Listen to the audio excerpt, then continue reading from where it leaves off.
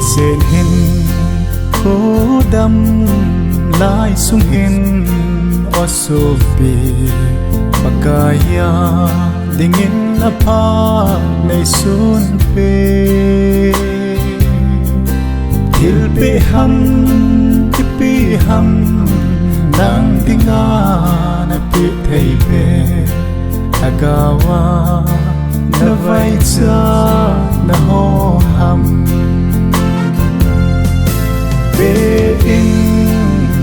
pe in pakai din in pe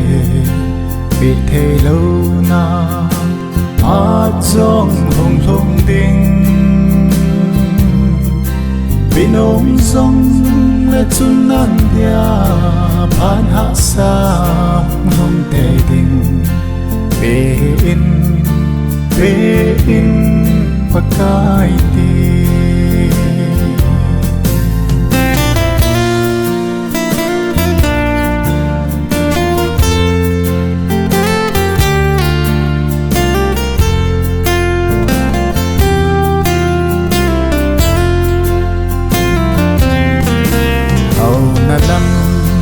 Krista sa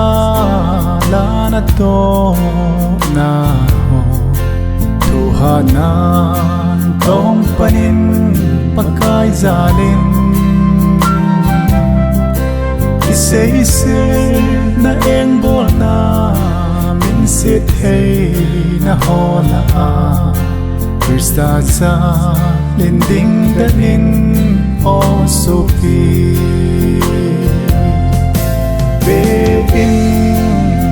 pe in pakai din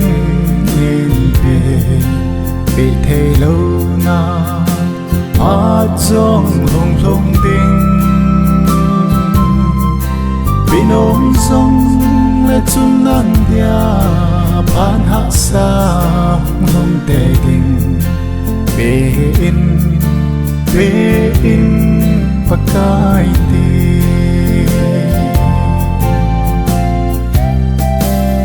sunga lung hay lâu na ho song pakai anga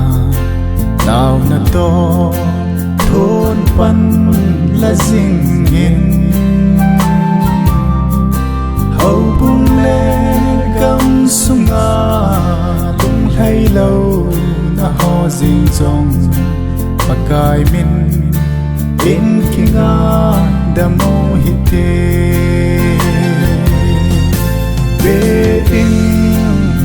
pe in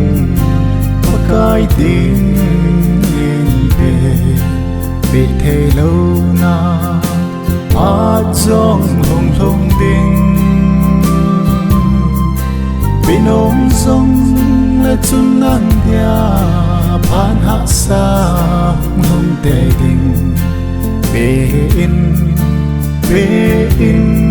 pakai din pe in pakai din